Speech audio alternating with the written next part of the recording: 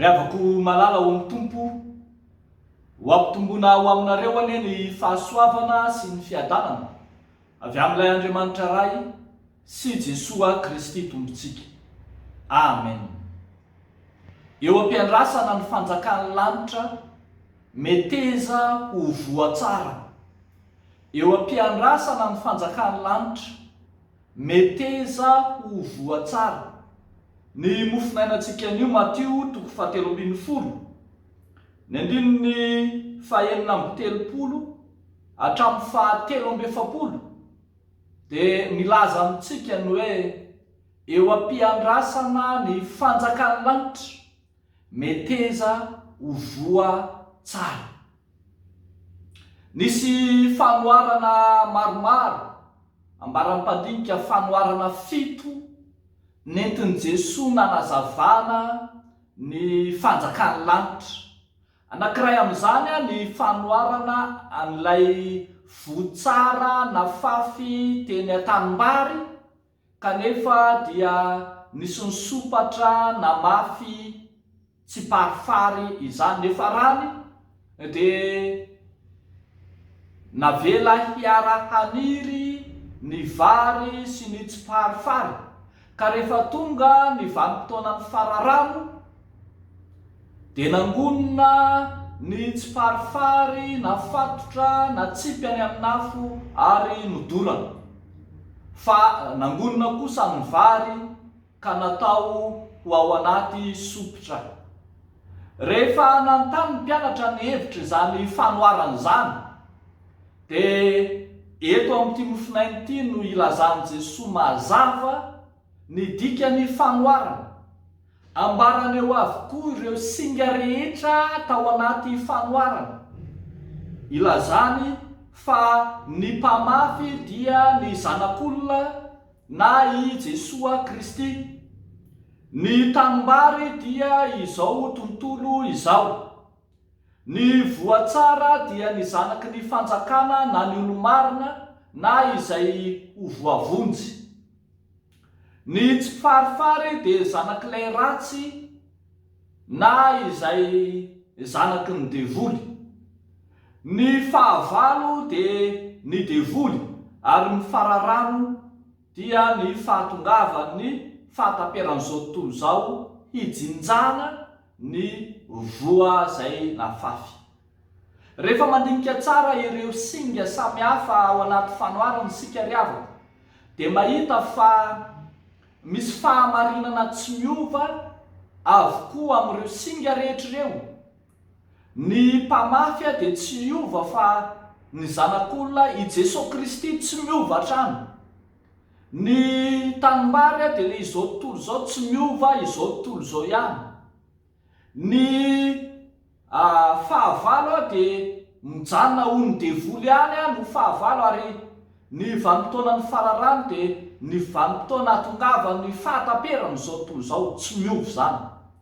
Izay mety hiova sisa zany dia eo amin'ilay voa, na izy ho voatsara na izy ho tsy parifary.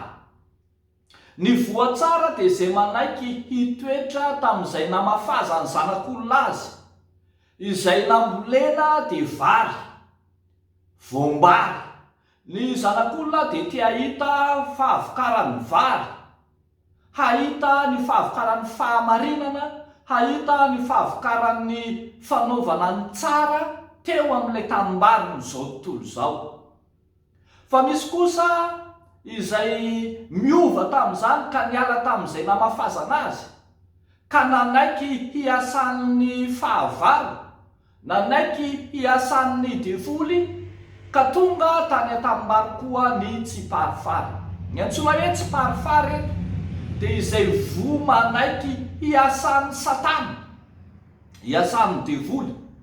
Ny hevitry ny teny hoe tsy parifary rehefa tena jerena ny teny grika dia ilay hoe zizania, zizani, izay enitsika ilazana ny mpamoly fanakorontanana, ireo mpamboly na mpamafy disadisa, ireo izay mikonona fanakorontanana, zany no antsoina hoe tsy parifary, ka zay manaiky hiasan'ny Satana no tafiditra sy tafaroboka amin'izany fambolena fanakorotanana izany.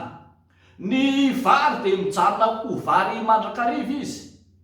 Ny asa tsara sy ny fahamarinan'Andriamanitra dia mitoetra tsara hatrany. Fa izay manaiky hiasan'ny Satana kosa dia tonga mpanakorotana eo anivon'ny tanimbary izay tanimbolon'Andriamanitra. Ravako malala rehefa vakitsika tsara ilay fanoarana izay nataon'i Jesosy dia misarika ny saintsika mba hiambina tsara fa ny fahatongavan'ny olona tamin'ny toromaso no natonga ny tsy parifary ho tonga tao an-tanimbary. Rehefa vakitsika ny andininy 520 dia hoy ny voalaza hoe faranatory ny olona dia avy ny fahavalony ka namafy voa tsy parifary teny amin'ny vary dia lasa nandeha. Ny olona natory nanakipy ny masony ny nitsy nalala no natonga ny tsy parifary hisy. Arak'izany meteza hanokatra ny masonao, ny masom-panahinao, ny mason'ny sainao mba tsy ho azon'ny devoly angolena ho tonga hiara-iasa amin'ny tsy parifary.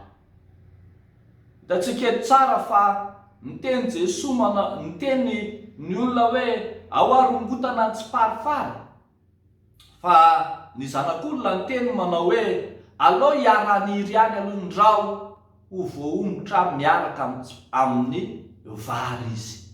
Ravako malala sitrak'Andriamanitra sy efa safidina hatramin'ny voalohany ny namafy voatsara ao aminao.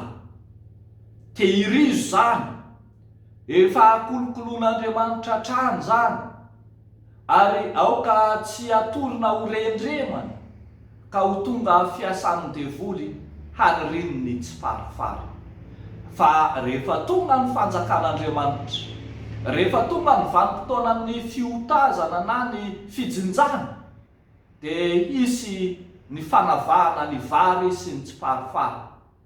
Ny tsy parifary hodorana amin'ny fariafo mirehatra mandrakizay, fa ny vary kosa ho angonina ao amin'ny sopitr'Andriamanitra dia ilay fanjakana efa voavoatra ho anao zany. Meteza ary mba hitoetra ho voatsara mandrakariva, hahatonga anao hamoa vokatra, hamoa voambary araka izay nambolen'Andriamanitra azy.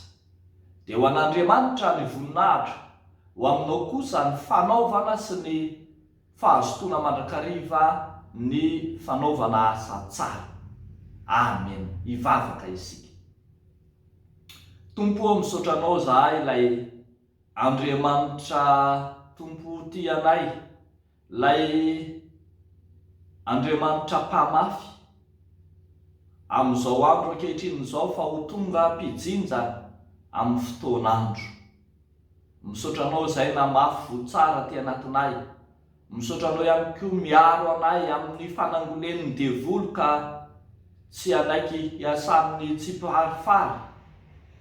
Misaotra anao miazona anay amin'ny fahamarinanao hatrany. Ankehitriny izahay dia mivavaka mba ho voatahiry amin'ny fanjakanao ireo kristianina maro, ka tsy hisy anaiky ho hiasan'ny Satana, fa tena hitoetra amin'ny fahamarinanao. Vavaka izahay, Tompo Andriamanitra io, ho an'ny ireo izay manana tetikasa samihafa, ireo manana faniriana, ireo manana tanjona tiana hotratrarina apetrakay manokana eo am-pelantananao, ireo izay hampiasa vola mba hahazahoana tombotsoa eo amin'ny fiainany, mba hahazahoany mivoatra apetrakay manokana eo am-pelantananao, mba ho amin'ny fahombiazana, ho araka ny sitraponao ny fampiasana izany.